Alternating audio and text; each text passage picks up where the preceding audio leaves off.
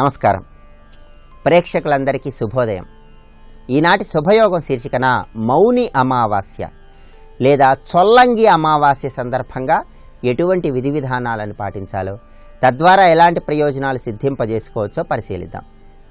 ఈరోజు చొల్లంగి అమావాస్య సందర్భంగా ఏదైనా జీవనదిలో స్నానం ఆచరించి పితృదేవతల ప్రీతి కోసం తర్పణాలు విడిచిపెట్టినట్లయితే పితృదేవతలు 21 తరాల పాటు నరక బాధలను తొలగింపజేసుకొని స్వర్గలోకాలకు చేరతారని పురాణాలలో వర్ణించడం జరిగింది. అందువల్ల ఈరోజు చొల్లంగి అమావాస్య సందర్భంగా జీవనదిలో స్నానం చేసి పితృదేవతలకు తర్పణాలు విడిచిపెట్టండి. ఇలా చేస్తే విశేషమైన శుభ ఫలితాలను పొందవచ్చు. అలాగే తల్లిదండ్రులతో మీకేమైనా విభేదాభిప్రాయాలు ఉన్నట్లయితే ఆ విభేదాభిప్రాయాలను తొలగింపజేసుకోవటానికి ఈరోజు చొల్లంగి అమావాస్య సందర్భంగా సూర్యోదయానికి పూర్వమే శివాలయానికి వెళ్ళండి. శివాలయంలో ఓం పార్వతీ వల్లభాయ నమః అనే మంత్రజపం చేస్తూ 27 ప్రదక్షిణలు చేయండి. ఆ తర్వాత పంచామృతాలతో ఈశ్వరుడికి అభిషేకం నిర్వహించండి. ఆ అభిషేక జలాన్ని అందరికీ తీర్థంగా ఇవ్వండి. క్షీరాన్నాన్ని ఈశ్వరుడికి నివేదించి ఆ క్షీరాన్నం భక్తులందరికీ పంచిపెట్టండి. ఆ తర్వాత వీధిలో ఉండేటటువంటి కుక్కలకు మినుములతో తయారు చేయబడినటువంటి ఆహార పదార్థాలను వేయండి. ఇలా చేసి సాయంత్రం మళ్ళీ చంద్రదర్శనం తర్వాత ఓం చంద్రశేఖరాయ నమః అని జపిస్తూ ఈశ్వరుణ్ణి ఆరాధన చేయండి. ఇలా చేస్తే తల్లిదండ్రులకు సంతానానికి ఎటువంటి విభేదాభిప్రాయాలు ఉన్నా సరే ఈ చొల్లంగి అమావాస్య నాడు నిర్వహించే ఈ పరిహారం ద్వారా ఆ విభేదాభిప్రాయాల నుంచి చాలా వరకు సులభంగా బయటపడవచ్చు. అలాగే జీవితంలో మీరు అద్భుతమైనటువంటి యోగ దశను పొందటానికి కూడా ఈ చొల్లంగి అమావాస్య, మౌని అమావాస్య విశేషంగా సహకరిస్తుంది. ఈరోజు ఒక నీలం రంగు దారాన్ని తీసుకొని ఆ నీలం రంగు దారాన్ని కుడి చేతి కట్టుకొని ఈశ్వరుడి ఆలయంలో 27 ప్రదక్షిణలు చేస్తూ ఓం శంకరాయ నమః అని జపించండి. ఆ తర్వాత ఈశ్వరుడికి గృహంలో నవధాన్యాలతో అభిషేకం చేయండి. బెల్లము నువ్వులతో చేసినటువంటి చిమ్మిలిని ఈశ్వరుడికి నివేదించి దాన్ని ప్రసాదంగా అందరికీ పంచిపెట్టండి. ఆ తర్వాత ఈశ్వరుడికి అభిషేకం చేసినటువంటి ఆ నవధాన్యాలను ఎక్కడైనా ప్రవహించే నీళ్లలో విడిచిపెట్టండి. లేదా పరిశుభ్రమైనటువంటి ప్రదేశంలో భూమి మీద చల్లి 21 రోజుల పాటు ఆ స్థలంలో నీళ్లు చల్లుతూనే ఉండండి. ఆ నవధాన్యాలు కనుక కొద్దిగా మొలకెత్తినట్లయితే మీ జీవితంలో అవయోగాలన్నీ తొలగింపబడి ఈశ్వరానుగ్రహం ద్వారా విశేషమైన యోగ దశను పొందవచ్చు. అలాగే గృహదోషాలు, వాస్తు దోషాలు, నరదృష్టి ఇవన్నీ ఉన్న వాళ్ళు ఎవరైనా సరే ఈరోజు మౌని అమావాస్య, చొల్లంగి అమావాస్య సందర్భంగా కాళికాదేవి ఆలయానికి వెళ్ళండి. ఓం కాళికాదేవతాయే నమః అని 21 సార్లు జపం చేసుకొని ఆ తర్వాత ఒక బూడిద గుమ్మడికాయ తీసుకొని దానికి పసుపు కుంకుమలు అలంకరించండి. ఆ బూడిద గుమ్మడికాయ అమ్మవారి పాదాల చెంత సమర్పించండి. అలాగే ఆలయంలో భక్తులకు పులిహోరను పంచిపెట్టండి. పులిహోరను పంచిపెట్టిన తర్వాత అంటే ప్రసాదం పంచిన తర్వాత అమ్మవారి పాదాల దగ్గర సమర్పించిన ఆ గుమ్మడికాయను తీసుకొని మీ గృహం సింహద్వారానికి ఈశాన్య దిక్కులో తగిలించండి. గృహంలో సాంబ్రాణి పొగ వేయండి. ఇలా ఈరోజు మౌని అమావాస్య, చొల్లంగి అమావాస్య నాడు కాళికాదేవి ఆలయానికి వెళ్ళి అమ్మవారిని ధ్యానం చేసుకొని బూడిద గుమ్మడికాయకు పసుపు కుంకుమలు అలంకరించి అమ్మవారికి సమర్పించి ప్రసాద వితరణ తర్వాత ఆ బూడిద గుమ్మడికాయని తెచ్చి మీ గృహంలో ఈశాన్య దిక్కులో తగిలిస్తే ఎటువంటి వాస్తు దోషాలు, ఎటువంటి నరదృష్టి, ఎటువంటి దృష్టి దోషం ఉన్నా సరే వాటన్నిటి నుంచి సులభంగా బయటపడటానికి ఈ చొల్లంగి అమావాస్య ఎంతగానో సహకరిస్తుంది. రేపటి శుభయోగం శీర్షికన వెంకటేశ్వర స్వామివారి బ్రహ్మోత్సవాలలో దాగి ఉన్న వైభవాన్ని పరిశీలిద్దాం. నమస్కారం.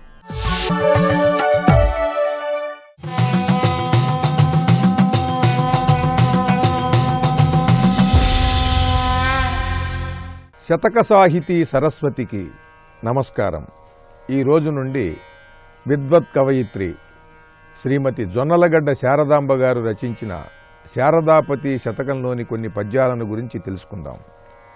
ఈ శారదాపతి శతకంలోని పద్యాలు చాలా తేలిక భాషలో చమత్కారంగా ఉంటాయి. బ్రహ్మదేవుణ్ణి ఉద్దేశిస్తూ చాలా చిత్ర విచిత్రములైనటువంటి ఆయన సృష్టి కల్పనలను ప్రశంసిస్తూ ఎంతో చమత్కారంగా, రసవత్తరంగా నిందాస్తుతితోనూ ఈ పద్యరచన చేశారు జొన్నలగడ్డ శారదాంబ గారు. ఈవిడ 1931 ఆ ప్రాంతంలో ఈ శతకాన్ని మొట్టమొదటగా ప్రచురించారు. పశ్చిమ గోదావరి జిల్లా పెనుగొండ ప్రాంతంలో నివసించేవారు ఈవిడ. క్షితితలనాథుడీవే కడు చిత్ర విచిత్ర సుకల్పనాళిచే వితత విరాగివీవే ఇక వేణిని నీవెపుడంటకుంటచే అతులిత భోగి నీవే కదా అన్యములేవియు కోరకుంటచే హితమతి నీవే అందరకు హే సుగుణాకర శారదాపతి. ఓ బ్రహ్మదేవ, క్షితితలనాథుడీవే, ఈ భూమిపైన నిజంగా ఎవరైనా మొట్టమొదటగా భగవంతుణ్ణి భావన చేసినట్లయితే మొట్టమొదట నమస్కరించవలసింది నీకయ్యా. ఈ భూమికి అధిపతివి నీవు, ఎందుకనంటే ఈ భూమిని సృష్టించిన వాడవు. క్షితితలనాథుడీవే కడు చిత్ర విచిత్ర సుకల్పనాళిచే వితత విరాగినీవే. ఈ భూమి మీద ఎన్ని పరమాద్భుతములైనటువంటి సౌందర్యాంశములను సృష్టించావు. అవి వృక్షములు కావచ్చు, జంతువులు కావచ్చు, పక్షులు కావచ్చు, ఇంకా ఇతరేతరమైన వనరులు ఎన్నో ఎన్నో. వీటన్నిటినీ కూడా ఒకదాని పోలిక మరి ఒకదానికి లేకుండా ఒకదానితో ఒకటి సంబంధం కలిగి ఒకదాని వల్ల ఒకటి ప్రకాశిస్తూ ఉండేలాగా నిరంతరం ఇవి శోభిస్తూ ఉండేలాగా ఎంత పరమాద్భుతంగా సృష్టించావయ్యా. ఇంత సృష్టించి కూడా ఇవేవి నువ్వు కావాలనుకోవు. వితత విరాగివీవే, నీకంటే వైరాగ్యం ఉన్నవాడెవడయ్యా. సృష్టి కల్పనా చాతుర్యం నీకంటే ఎవరికీ లేదు. సృష్టించి దాన్ని వదిలేశావు, మళ్ళీ దాన్ని పట్టుకుని కూర్చోలేదు, ఇది నాది, నాకు కావాలి అని. వితత విరాగివీవే ఇక వేని నీవెపుడంటకుంటచే అతులిత భోగి నీవే కదా.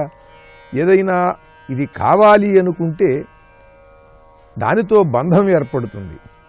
అది ఉన్నంతసేపు దాన్ని సంరక్షించటం, అది ఉందని మురిసిపోవటం, అది తనకే ఉన్నదని అహంకరించటం, ఇటువంటి లక్షణాలన్నీ వస్తాయి. కానీ అసలు ఏదీ వద్దనుకున్న వాడికి మహాభోగం, పరమానంద స్థితిలో ఉంటాడు. కనుక ఇంత సృష్టిని చేసి దాన్ని నువ్వు వద్దనుకుంటున్నావు, దాన్ని వదిలివేసావు అలా. కనుక మహాభోగివి నీవు, వాటిని ఏదీ కూడా కావాలనుకోవట్లేదు. కనుక మహావిరాగివి నీవే, మహాభోగివి నీవే, గొప్ప సృష్టికర్తవు నీవే. అన్యములేవియు కోరకుంటచే హితమతి నీవే అందరకు. పైగా నువ్వు సృష్టించినటువంటి వారిలో శ్రేష్ఠులైన వారు ఈ భూమిపైన మానవులు. వారు ఎందరెందరో దేవతలకు నమస్కారాలు చేస్తూ, పూజలు చేస్తూ, ఎన్నెన్నో నివేదనలు చేస్తుంటే నీకు ఇది కావాలి అని ఏదీ కోరుకోవు. కానీ నువ్వు మాత్రం నాకు ఇది కావాలని కానీ, నన్ను పూజించండి కానీ ఎక్కడా నువ్వు చెప్పటం లేదయ్యా. ఏదీ పట్టించుకోకుండా నీ కార్యంలో నువ్వు నిమగ్నమై ఉన్నావు. నీకంటే విరాగి ఎవరు, నీకంటే భోగి ఎవరు అని ఆ బ్రహ్మదేవుణ్ణి ప్రశంసిస్తూ, ఎవరు ఏది చేసినా సరే, ఎంతటి మహాద్భుతం సృష్టించినా కూడా బ్రహ్మదేవుని వలె దానిని అంటకుండా, అది నేను సృష్టించానని అహంకరించకుండా నిమిత్తంగా ఉండాలనేది సూచన చేస్తూ చక్కని పద్యరచనతో గొప్ప శతకాన్ని మనకు అందించిన విద్వత్ కవయిత్రులు శ్రీమతి జొన్నలగడ్డ శారదాంబ గారి శారదాపతి శతకంలోని మరి ఒక పద్యం గురించి రేపు ఉదయం తెలుసుకుందాం. ఓం శ్రీ శారదాపతయే నమః.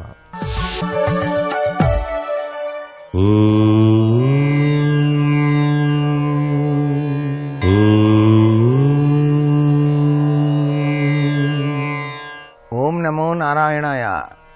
ఓం నమః శివాయ. శ్రీమాత్రే నమః. ఈరోజు శుక్రవారం, పుష్యబహుళ అమావాస్య. ఈరోజు ఎవరైతే సముద్ర స్నానం ఆచరిస్తారో సర్వపాపాలు కూడాను పటాపంచలవుతాయి అంటోంది శాస్త్రం. ఆ సముద్రవసనే దేవి, ఆ తల్లి లక్ష్మీదేవి, ఆ తల్లిని కూడా చక్కగా పూజ చేసి తరించాలి. లక్ష్మి ఎక్కడ ఉంటుంది? ఏ ఇంట గృహిణి చక్కటి ఆచార సంప్రదాయాన్ని పాటిస్తూ ఉంటుందో అక్కడల్లా ఉంటుంది. అందుకే సనాతన ధర్మం లక్ష్మీదేవికి ప్రీతిపాత్రము. అందుకే మానవ జీవితంలో సనాతన ధర్మాన్ని ఆచరించే వారి ఎంట లక్ష్మి స్థిర నివాసాన్ని ఏర్పరచుకుంటుంది అనేటువంటి విశిష్ట సంప్రదాయ లక్షణాన్ని మనం గుర్తుపెట్టుకుందాం. ప్రతి ఇంట ప్రతి వ్యక్తి జీవితంలో లక్ష్మీదేవి యొక్క అనుగ్రహాన్ని సాధించడానికి కావలసింది పరిశుభ్రత, దైవ ఉపాసన, అలాగే 10 మందిని ఆదరించేటువంటి మనస్తత్వం. ఇవి ఎవరైతే అలవాటు చేసుకుంటారో, పాటిస్తారో వారికి లక్ష్మీదేవి యొక్క అనుగ్రహం కలిగి తీరుతుంది. లక్ష్మి అంటే కేవలం డబ్బే కాదు, ఐశ్వర్యమే కాదు, ఆరోగ్యం, ఆయుష్, సంతానం, కీర్తి, ప్రతిష్టలు. అందుకే ఆ తల్లిని శుద్ధలక్ష్మి, మోక్షలక్ష్మి, జయలక్ష్మి, సరస్వతి, శ్రీలక్ష్మి, వరలక్ష్మి ప్రసన్న మమ సర్వదా అన్నారు. సముద్రవసనే దేవి అని చెప్పేసి ఆ తల్లిని ధ్యానం చేసేటువంటి సంప్రదాయ లక్షణం. కాబట్టి అమావాస్య సముద్ర స్నానం చేయటం, శుక్రవారం నాడు లక్ష్మీదేవిని ఆరాధన చేయటం చాలా విశిష్టవంతమైనటువంటి ప్రభావాన్ని మానవాళికి కలిగిస్తుంది. అంతేకాకుండా పితృతర్పణాదులు కూడాను ఇచ్చేటువంటి శుభదినంగా కూడాను భావిస్తాం. అంటే వంశం ఉద్ధరింపచేసుకోవాలి అంటే ఆ పితృదేవతల ఆశీస్సులు ఎల్లప్పుడూ కూడా ఉండాలి. కాబట్టి వారికి నమస్కృతాంజలి గడిస్తూ తర్పణాదులు చేస్తాం. ఈ విధంగా మనకి శతవిధాలా కూడాను అనుగ్రహం సాధింపజేసుకోవడానికి ఇటువంటి విధి విధానాలు పాటించటం చాలా మంచిది. సర్వే జనా సుఖినో భవంతు.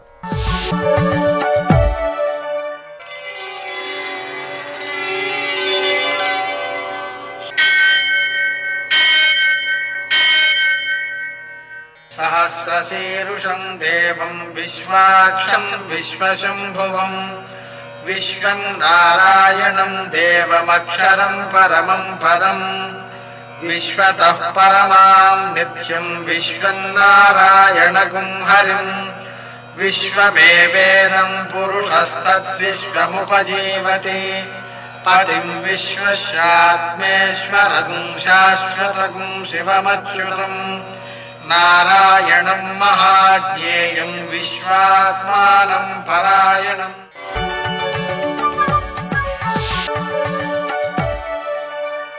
సూర్యశౌర్యమథేందురింద్రపదవీ సన్మంగళం మంగళం. లక్ష్మీం క్షీరసముద్రరాజతనయాం శ్రీరంగధామేశ్వరీం దాసీభూత సమస్తదేవవనితాం లోకైకదీపాంకురాం శ్రీమన్మందకటాక్షలబ్ధవిభవ బ్రహ్మేంద్ర గంగాధరాం త్వాం త్రైలోక్యకుటుంబినీం సరసిజాం వందే ముకుంద ప్రియాం. నేటి కాలమాన విశేషాన్ని గమనిద్దాం. స్వస్తి శ్రీ చాంద్రమాన దుర్ముఖనామ సంవత్సరం ఉత్తరాయణం హేమంత ఋతువు, పుష్యమాసం, కృష్ణపక్షం, శుక్రవారం. సూర్యోదయం 6:52, సూర్యాస్తమయం 6:04. తిథి అమావాస్య తెల్లవారుజామున 5:36 వరకు. నక్షత్రం ఉత్తరాషాఢ రాత్రి 9:45 వరకు. వర్జం రాత్రి 1:54 నుంచి 3:33 వరకు. దుర్ముహూర్తం ఉదయం 9:06 నుంచి 9:51 వరకు. మరణ మధ్యాహ్నం 12:50 నుంచి 1:35 వరకు. అమృతకాలం మధ్యాహ్నం 3:01 నుంచి 4:42 వరకు. రాహుకాలం శుక్రవారం కాబట్టి ఉదయం 10:30 నుంచి 12 గంటల వరకు. అష్టక వరకు రీత్యా శుభప్రదమైన సమయం ఉదయం 7 గంటలకి. నేటి విశేషం అమావాస్య, శుక్రవారం. తదనుగుణంగా పితృదేవతారాధన, పితృతర్పణం మొదలైనటువంటి వాటిని ఆచరించడంతో పాటుగా అమావాస్య లక్ష్మీదేవికి చాలా ప్రీతికరమైనది, శుక్రవారము ప్రీతికరమైనది. కాబట్టి లక్ష్మీదేవిని ఆరాధించుకోవడం, కమలాలతో ఆరాధించడం, మారేడు దళాలతో పూజించడం, పాయసం నివేదన చేయడం, పులిహోర నివేదన చేయడం, అలాగే లక్ష్మీ అష్టోత్తర శతనామ స్తోత్రాన్ని 108 పర్యాయాలు జపించడం, లక్ష్మీదేవి ప్రీతి కొరకై దానాలు చేయడం, ఇవన్నీ కూడా అనుభవయోగ్యమైన సంపదను పెంచేవిగా ఉంటాయి నేటి ఆణిముత్యాలు.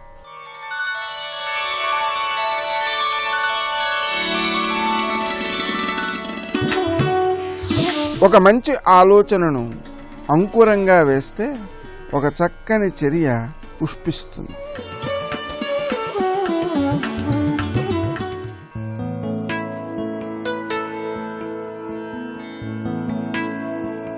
జీవితాన్ని సంపూర్ణంగా అనుభవించగలిగితే కర్మావశేషాలని పూర్తిగా అనుభవించినట్లే.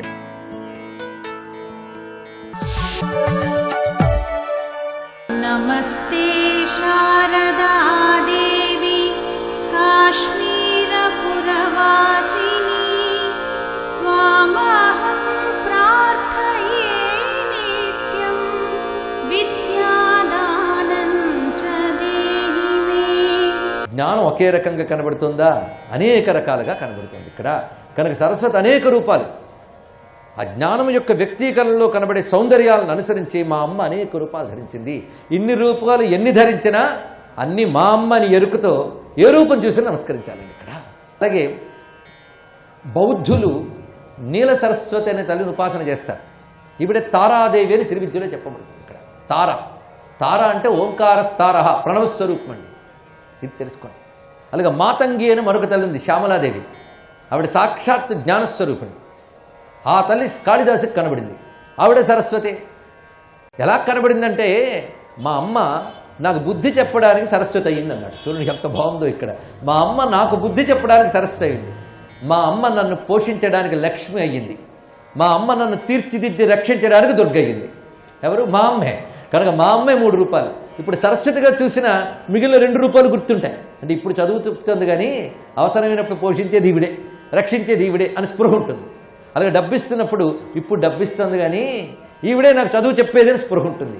అందుకే లక్ష్మిని నమస్కరిస్తున్నా ఈవిడే దుర్గా సరస్వతి అని స్పృహ ఉండాలి. దుర్గని నమస్కరిస్తున్నా ఈవిడే లక్ష్మీ సరస్వతి అని స్పృహ ఉండాలి. మా అమ్మ సరస్వతిని నమస్కరించిన ఈవిడే దుర్గా లక్ష్మి అని బుద్ధి ఉండాలి. ఆ బుద్ధి ఇవ్వాలి ఆ తల్లికి, తెలుసుకోండి ఇక్కడ. కనుక వీళ్ళు భేదంగా చూడకుండా కలిపి చూడగలిగిన తెలివితేటలు కూడా ఆ తల్లి. కానీ ఏ తల్లిని పట్టుకున్నా అందులో అన్ని తల్లుల్ని చూడటమే నిజమైన ఉపాసన, ఆరాధన. కానీ సరస్వతి అనగానే ఏదో ఒక మూర్తి మనం ధ్యానించిన ఒక మూర్తి మన కోసం ఎన్ని మూర్తులైనా కాగలదు. ఈ నీల సరస్వతి చాలా అత్యద్భుతమైనది. దీనికి తార అంటారు. ఇక మాతంగి, ఈ మాతంగి కాళిదాసుకి కనబడింది. కానీ ముందు ఆయనకి ఎవరు కనబడ్డారో తెలుసా? ఆయన అంత తపన పడి ప్రాణమే అమ్మకు అప్పించి అక్కడ కూర్చున్నాక ఆ తల్లి దయతో కనబడిన రూపం మాత్రం సరస్వతి కాదు, శ్యామల కాదు. ఏది మొదలు కనబడిందో మొదటి శ్లోకంలోనే చెప్పాడు ఆయన. చతుర్భుజే చంద్రకళావతంసే కుచోన్నతే కుంకుమ రాగశోణే పుండ్రీక్షు పాశాంకుశ పుష్పబాణ హస్తే నమస్తే జగదేక మాత. ఇది ఆయన మొట్టమొదటినటువంటి మాట మనకి ఇక్కడ. ఇందులో మీకు ఎక్కడైనా వీణ పట్టుకున్నావిడుందా? సరస్వతి లేదే. 4 చేతులు ఉన్నాయి. ఈ 4 చేతుల్లో చెరకవెల్లి పువ్వులు బాణాలు పాశము అంకుశం పట్టుకున్నావిడ ఎర్రని తల్లి. అంటే ఎవరో తెలిసిపోయింది. అరుణాం కరుణాతరంగితాక్షి శ్లోకమే ఇక్కడ మళ్ళీ చెప్పాడు కాళిదాసు. ఆ కనబడిన ఆవిడ వెంటనే మాణిక్య వీణాముపలాలయంతీం మదాలసాం మంజుల వాగ్విలాసాం మహేంద్రనీలజ్యుతి కోమలాంగీం మాతంగ కన్యాం మనసాస్మరామి అన్నాడు ఇక్కడ. వెంటనే ఆ వెంటనే ఈ రూపం చెప్పాడంటే అర్థం ఆవిడ ఈవిని పిలిచిందని కాదు, ఆవిడే ఈవిడిగా మారిందని అర్థం చేసుకోండి ఇక్కడ. ఆ తల్లి ఇలా మారి కనిపించింది ఇక్కడ. ఇది అర్థం చేసుకోవాల్సిన అత్యద్భుతమైన భావం ఇక్కడ. అంటే ఆయన అమ్మ దగ్గర ఏడుస్తూ కూర్చున్నాడంతే. ఎలా రావాలనేది ఈయన డిజైన్ చేయలేదు రూపం. వీడిని ఎలా కాపాడాలని అమ్మ తానే ఆ రూపాన్ని తాను కల్పన చేసుకుని కనబడింది ఇక్కడ. అందుకు పలికింది శ్రీ విద్యాధిదేవత అయిన లలితా మహాత్రిపుర సుందరి. ఆ తల్లియే కాళిదాసుని మహాకవిని చెయ్యాలని సంకల్పించుకుంది గనక పలుకుల తల్లియే కనబడింది ఇక్కడ. ఆ తల్లి అలా మారింది. ఇలా చూశాడు ఎవరు? కాళిదాసు. మాణిక్య వీణని మీటుతూ మాణిక్య వీణాం ఉపలాలయంతి. ఆ వీణని చాలా సున్నితంగా లాలన చేస్తూ పలికిస్తోంది. పైగా జ్ఞానం వల్ల ఒక పారవశ్యం వస్తుందండి, ఒక ఆనందం వస్తుంది. జ్ఞానం లేకపోతే ఆనందమే లేదు. నాకు అజ్ఞానం ఉందండి అయినా ఆనందం ఉందండి అంటే అది ఆనందం అనుకునే అజ్ఞానం. అది ఇక్కడ చూసుకోండి. జ్ఞానం ఆనందం కలిసి ఉంటాయి. ఎందుకంటే జ్ఞానానందం అయ్యిందేమో అన్నాం కదా. జ్ఞానంలో ఒక పారవస్యం కలుగుతుంది, ఆనందం కలుగుతుంది. ఆ ఆనందంతో మదాలసాం, ఆనంద పారవస్యం ఉంది ఆ తల్లి. మదాలసాం అంటే ఆనంద పారవస్యంతో ఏర్పడిన ఒక నెమ్మది భావము. అక్కడ అలసత్వానికి బద్ధకమని కాదు, నెమ్మది భావం. మదాలసాం మంజుల వాక్ విలాస, అద్భుతమైనటువంటి వాక్కులని విలాసముగా పలికించేటువంటి తల్లి. ఆ తల్లిలో ఉన్నది నీలకాంతులతో ప్రకాశిస్తుంది. మహేంద్ర నీల జ్యుతి కోమలాంగి, ఇంద్రనీలమణి కాంతులతో కనబడుతుంది ఆవిడ. మాతంగ కన్యా మనసాస్మరామి, పతంగ మహర్షి తపస్సుకి అనుగ్రహించిన ఆ తల్లి ఆ రాజమాతంగి నాకు దర్శనమిచ్చింది అన్నాడు ఇక్కడ. అంతేకాదు జయమాతంగ తనయే జయ నీలోత్పల జ్యుతే అని మొత్తం కీర్తనంతా ఇంకా అటువైపు స్తుతించిందంటే ఎవరిని? ఆ తల్లిని. ఆయన అంటాడు దయమాన దీర్ఘనయనాం. ఆ తల్లి ఎలా కనబడింది అంటే ఆ భక్తుడిని అనుగ్రహించడానికి ఇంతింత కళ్ళు వేసుకుని చూస్తుంది ఇక్కడ. నేను అంత చూస్తే కానీ మన మీద దయపడదు. ఎందుకంటే కళ్ళల్లోంచి కరుణ ధారగా మన వైపు కురుస్తోంది. అందుకే అక్కడ ముందు నయనాలనే నమస్కరించారు. మనం కూడా పుస్తకం పట్టుకున్నప్పుడు ఎలా నమస్కరించాలో చెప్పారు కదా. తల్లి ముందు అలా పిలవండి చాలు. ఆవిడకి అన్ని పిలుపుల కంటే గొప్ప తల్లి. అమ్మా నిన్ను దలంచి పుస్తకము చేతన్ భూనితిన్. ఇది నేను అన్నప్పుడు పెద్దవాళ్ళందరూ అంటూ ఉన్నారు, వాళ్ళ పిల్లల చేత అనిపిస్తున్నారు లేదో తెలియదు మనకి. వాళ్ళ చేత రోజు పుస్తకం పట్టుకునేటప్పుడు ఈ పద్యం చదివించడం అలవాటు చేయండి, వాడు బతుకు బాగుపడుతుంది ఇందులో. ఎందుకంటే మీ పిల్లడివి డబ్బు తెచ్చుకోవాలి, వాడు బాగుపడాలనుకుంటున్నారు కానీ బుద్ధి బాగుపడాలని కోరుకోవడం. అది వచ్చింది బాధ. ఇక్కడ జ్ఞానం ఉన్న వాళ్ళని మనం సంపాదించుకుంటే చాలండి, జ్ఞానం అన్నీ సంపాదిస్తుంది. తెలుసుకోవాలి ఇక్కడ. అదే తల్లి నిన్ను దలంచి పుస్తకము చేతన్భూనితిన్, నీవు నా యుల్లంబందున నిల్చి జృంభణముగా ఉక్తుల్ సుశబ్దంబు శోభిల్లం బల్కుము నాదు వాక్కునను సంప్రీతిని జగన్మోహిని ఫుల్లాబ్జాక్షి సరస్వతి భగవతి నిశేష జాడ్యాపహ. ఇది కదా మనం అంటూ ఉంటాం ఇక్కడ. ఇందులో మనం గమనించినట్లయితే ఎంత విశేషమైన మాట్లాడున్నాయంటే జగన్మోహిని. ముందు తల్లి అన్నారు, ఇప్పుడు జగన్మోహిని అన్నారు. ఏంటండి జగన్మోహిని? ఎందుకంటే విద్య కంటే జగన్మోహిని మరొకట్లేదు. ఒక అత్యద్భుతమైన సంగీత విద్వాంసుడు చూడ్డానికి ఏదోలా ఉంటాడు, కానీ వేదిక ఎక్కగానే అమ్మవారి దయతో రమ్యమైన స్వరాలతో అద్భుతమైన మూర్ఛనలతో కనీ విని ఎరుగని రీతిలో ఆలాపన చేసి గానం చేయగానే లక్షల మంది వచ్చి కూర్చొని పరవశించిపోయారండి అక్కడ. అంత మోహనకరమైన శక్తి దేనికుంది? పరిపూర్ణమైన విద్యకుంది అది ఇక్కడ. అలాగే అన్నీను గురువుగారు స్కూల్కి వచ్చి పిల్లలకు పాఠం చెప్పడానికి పుస్తకం తెరిచారు. తెరవగానే పిల్లలు అమ్మయ్య లేచి వెళ్ళిపోతున్నారు.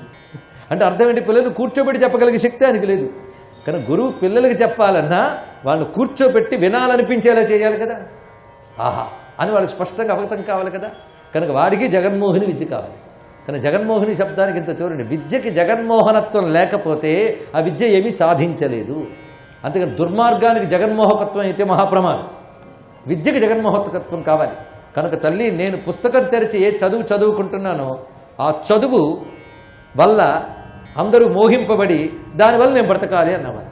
విద్య రాణింపే జగన్మోహకత్వం. ఇది గ్రహిస్తే చాలు ఇక్కడ. అందుకే ముందు జగన్మోహిని తల్లి ఎలా చేస్తుంది? ఫుల్లాబ్జాక్షి అంటే బాగా వికసించిన పద్మము వంటి నేత్రములు కలది.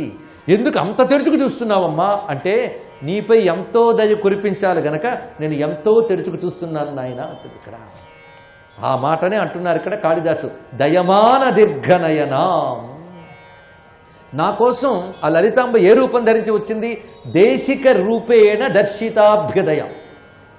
దేశిక రూపం అంటే గురుస్వరూపం. దేశిక రూపముతో దర్శిత అభ్యుదయం, మనకు అభ్యుదయాన్ని చూపిస్తోంది ఆ తల్లి. నీకు నేను అభ్యుదయాన్ని ఇస్తానని ప్రకటిస్తోంది ఆ తల్లి. ఏ రూపంతో? దేశిక రూపేణ గురుస్వరూపము. అంటే ప్రపంచాన్ని నడిపే పరాశక్తి మనల్ని తీర్చిదిద్దడానికి గురువుగా మారితే ఆ గురుస్వరూపమే శారద. సరస్వతి అంటే అమ్మవారు ధరించిన గురుస్వరూపము. ఇది తెలుసుకోవాలి ఇక్కడ. ఎందుకంటే గురువు లేకపోతే ఏది దొరకదండి అని అందరికీ తెలుసు. గురుభక్తి గురించి గొప్ప మాట్లాడతాం. గురువు లేకపోతే ఏమీ దొరకదంటే సరస్వతీదేవి దయ లేకపోతే ఏదీ దొరకదు. కనుక ఆ తల్లి దయ లేకపోతే ఏదీ లేదు కనుక ఆ రూపం ధరించి మా అమ్మ వచ్చింది. అందుకే ఇతరములైన ఏ రూపమున దయ ఉన్నా లేకపోయినా ఈ ఒక్క తల్లి దయ ఉంటే చాలు, మిగిలినవన్నీ అవే వస్తాయి.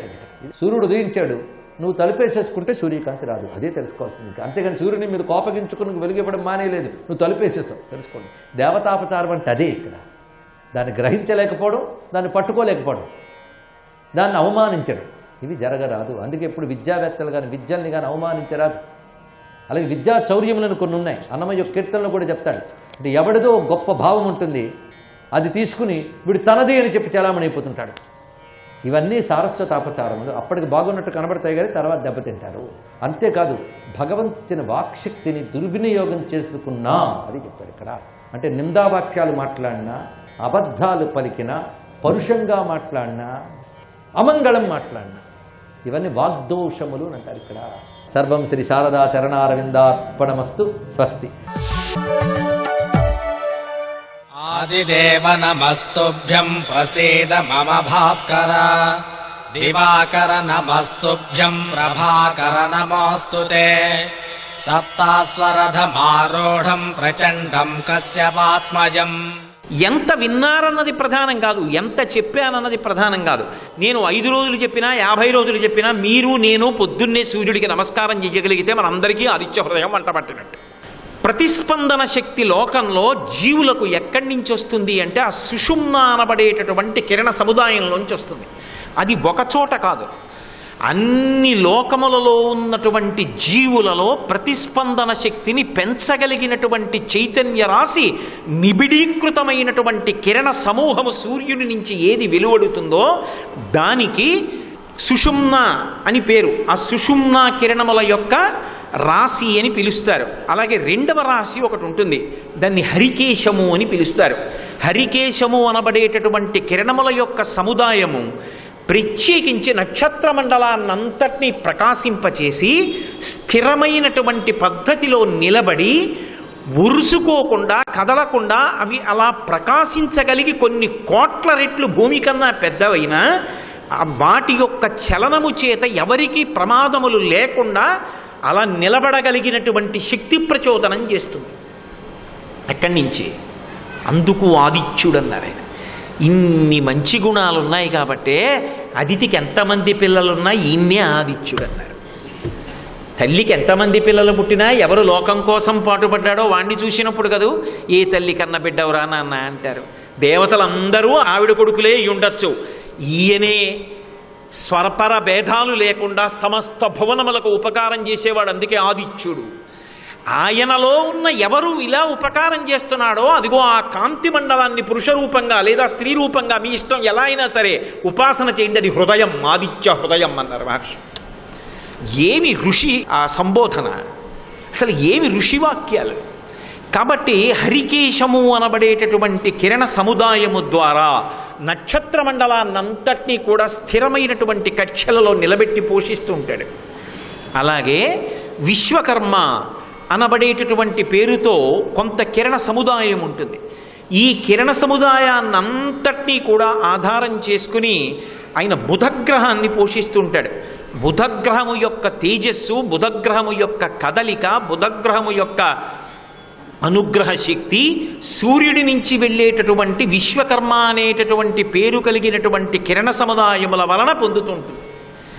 దాని చేత ఉద్దీపింపబడుతోంది అని వేదం చెప్తోంది.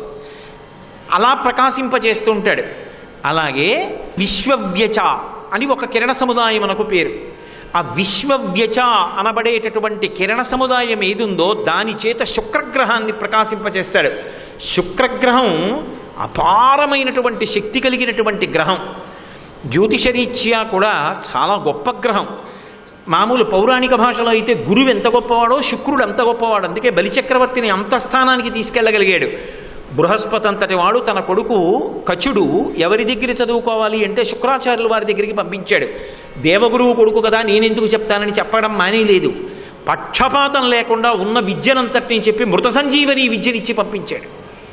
అటువంటి శుక్రగ్రహం ఏదైతే ఉందో ఆ శుక్రుణ్ణి ఒకప్పుడు శంకరుడు మింగేశాడు కోపం వచ్చి. ఆయన శివుడి కడుపులోకి వెళ్ళి స్తోత్రం చేశాడు. అదో అద్భుతమైన స్తోత్రం శివమహాపురాణంలో. అటువంటి శుక్రుడు ఏ కిరణ సముదాయము చేత ప్రకాశిస్తుంటాడు అంటే సూర్యుని యొక్క కిరణములలోంచి వెళ్ళే విశ్వవ్యచ అనబడేటటువంటి కిరణ సముదాయము చేత శుక్రగ్రహం ప్రకాశిస్తూ ఉంటుంది. అలాగే సంపద్వసు వేరొక కిరణముల యొక్క సముదాయమునకు ఉన్నటువంటి పేరు. ఆ సంపద్వసు అనబడేటటువంటి కిరణ సముదాయము నుండి వెలువడేటటువంటి ఒక ప్రత్యేకమైనటువంటి శక్తి వలన కుజగ్రహం పోషింపబడుతుంటుంది. లోహిత వపుహు అంటారు మూక పంచశతిలో, ఎర్రటి రంగులో ఉంటుంది ఆ గ్రహం. ఆ గ్రహానికి అంత శక్తి రావడానికి కారణం ఎక్కడిది అంటే సూర్యుని నుంచి వెళ్ళేటటువంటి ఆ సంపద్వసు అనబడేటటువంటి కిరణ సముదాయములలోని తేజస్సు చేత పోషింపబడుతుంటుంది కుజగ్రహం. అలాగే ఆ తర్వాత వచ్చేటటువంటిది మహానుభావుడు ఆ గురుగ్రహం, బృహస్పతి గ్రహం.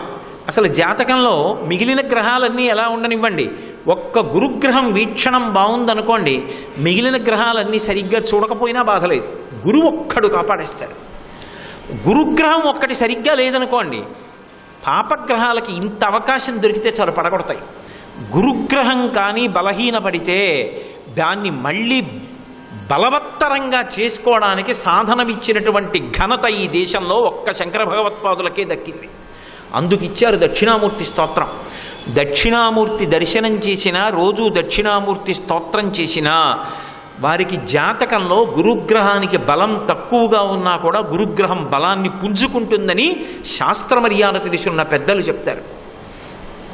అంత గొప్పదైనటువంటి గురుగ్రహాన్ని సూర్యుడి నుంచి వచ్చేటటువంటి ఒక ప్రత్యేకమైనటువంటి అర్వర్యాగ దాని పేరు, ఆ కిరణముల యొక్క సముదాయము చేత పోషిస్తాడు. అలాగే స్వరాడ్వసు అని 7వ కిరణ సముదాయమునకు పేరు. ఆ స్వరాడ్వసు అనబడేటటువంటి కిరణ సముదాయము చేత శనీశ్చర గ్రహాన్ని పోషిస్తాడు. శనైహి చరహ, మెల్లమెల్లగా కదులుతాడు. అందుకని శనైశ్చరుడు అని పేరు, శనీశ్వరుడు కాదు. ఈశ్వర శబ్దం గ్రహాలకి లేదు. గ్రహములు ఈశ్వరానుగ్రహము మీద ఆధారపడతాయి. ఈశ్వరుడు చెప్పాడు కాబట్టి కర్మ ఫలితాలు ఇస్తాయి. ఈశ్వరుడు వద్దన్నాడు అనుకోండి, అవి ఫలితాలు ఇవ్వకుండా ఆగుతాయి. తక్కువ స్థాయిలో ఫలితం అంటే తక్కువ ఇచ్చి వదిలేస్తాయి. పాము కరవవలసిన వాడిని భక్తితో ఉన్నవాడు చీమతో కరిపించి వదిలేస్తుంది అంతే. అందుకే నవగ్రహాలు కూడా శంకరుడికి ఆభరణమని శ్రీకాళహస్తి క్షేత్రంలో నవగ్రహ కవచం పెట్టుకుంటాడు.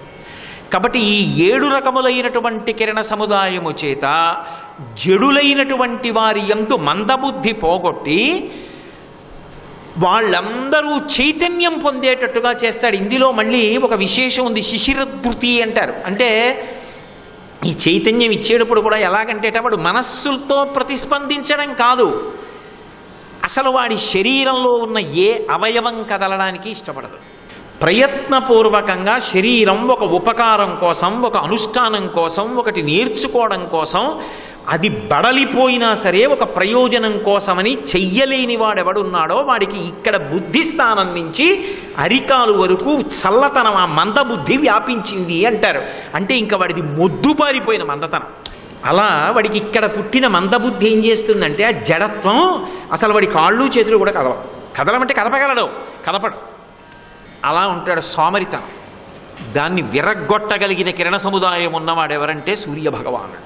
అందుకే అసలు పిల్లలు ప్రయోజనాత్మకమైనటువంటి జీవితాన్ని గడపాలంటే, వంశానికి పేరు తెచ్చేవాళ్ళు కావాలి అంటే ప్రతి ఇంట తల్లిది ప్రధాన కర్తవ్యం. తండ్రికి అంత తీరుబడి ఉండొచ్చు, ఉండకపోవచ్చు, చెప్పచ్చు, చెప్పకపోవచ్చు, తండ్రి మాట వినొచ్చు, వినకపోవచ్చు, తల్లి మాట పిల్లలు కాదన్నారు. అమ్మ మాట పరబ్రహ్మము మాట వాళ్ళకి. నాన్న రోజు బొట్టు పెట్టుకోరా అని అమ్మ చెప్తే వాడు పెద్దయ్యాక కూడా పెట్టుకుంటాడు.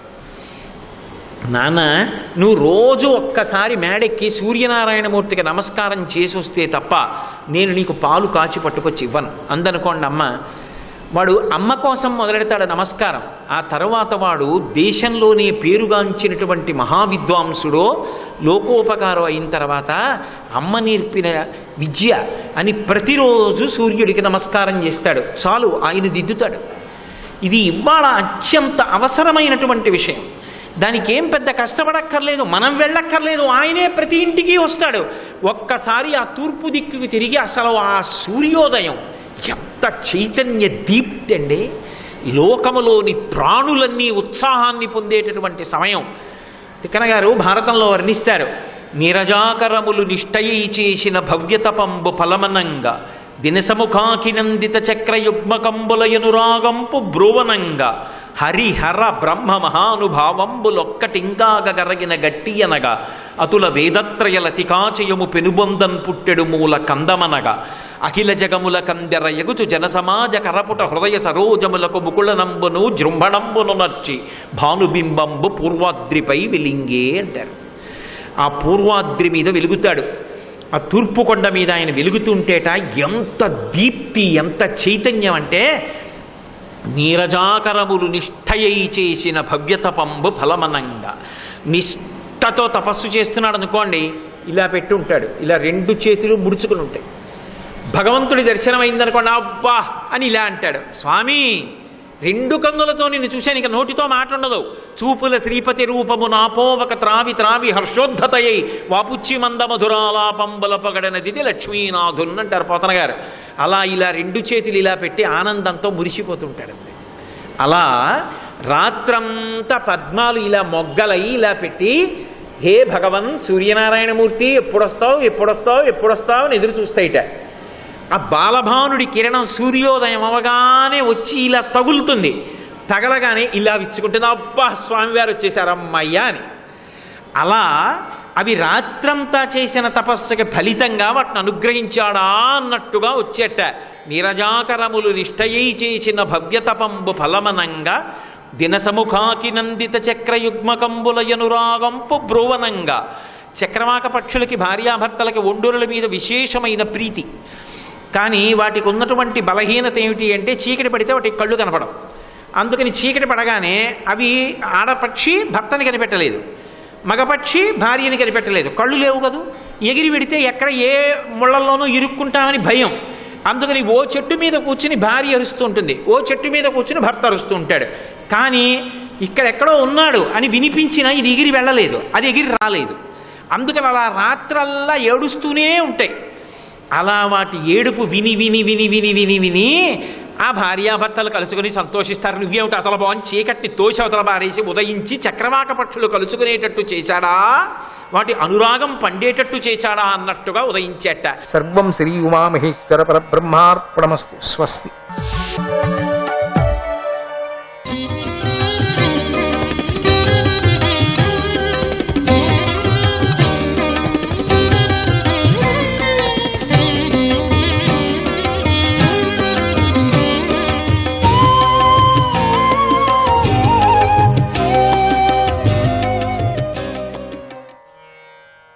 పురుషోత్తమాయ నమః.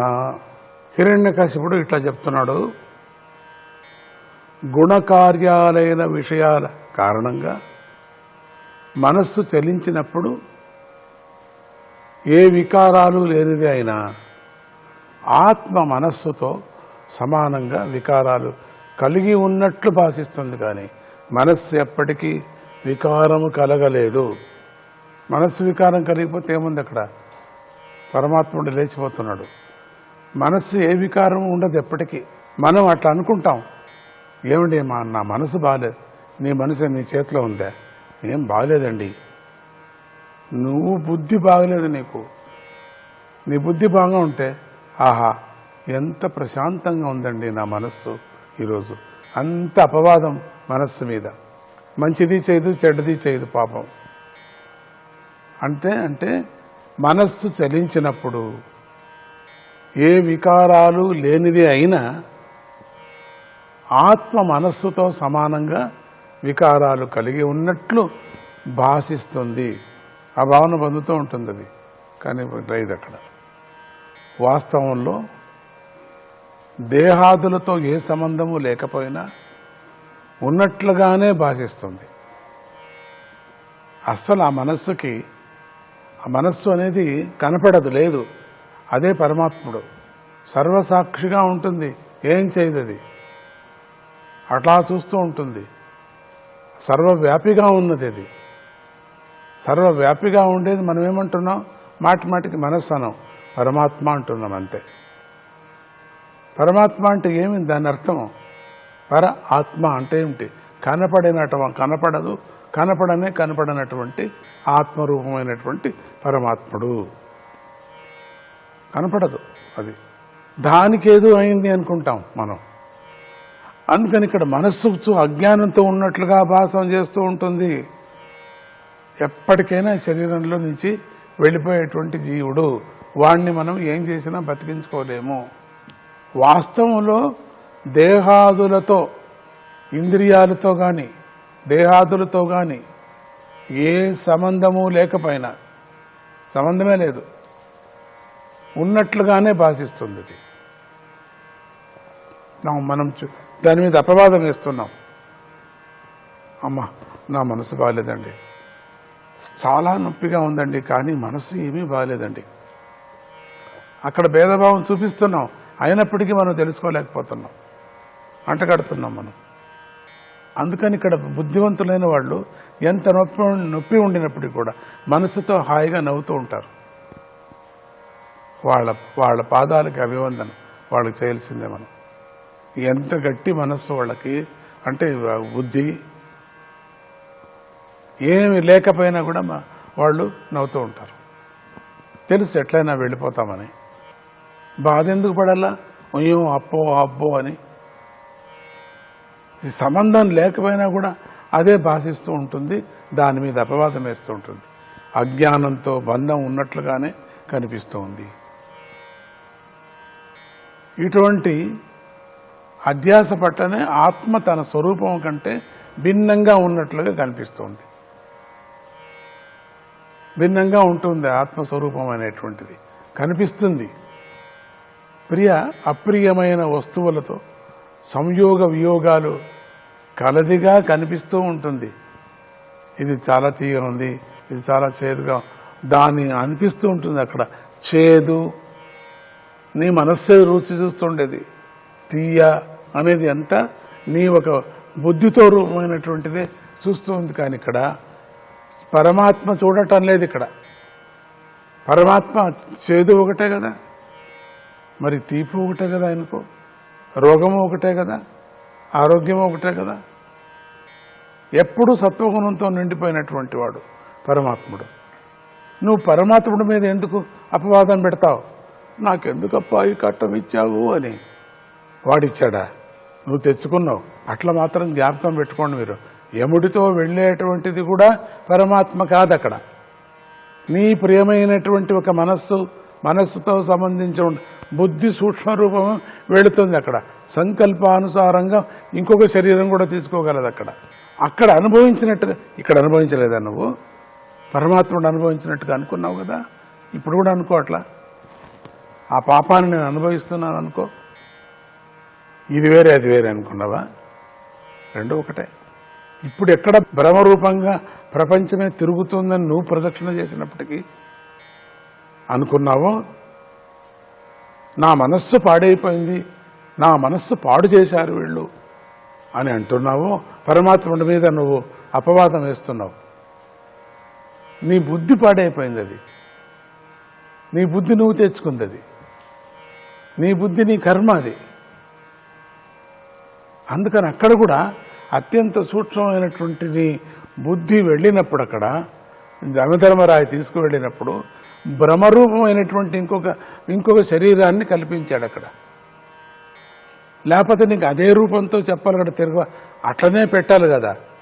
శత్రు రూపంగానే ఉండేటువంటిది క్రూరముగాన్ని క్రూరముఖమే చంపినట్టుగా, అంతకన్నా క్రూరమైన బాణంతో చంపగలదు. అనిరుద్ధాయ నమః.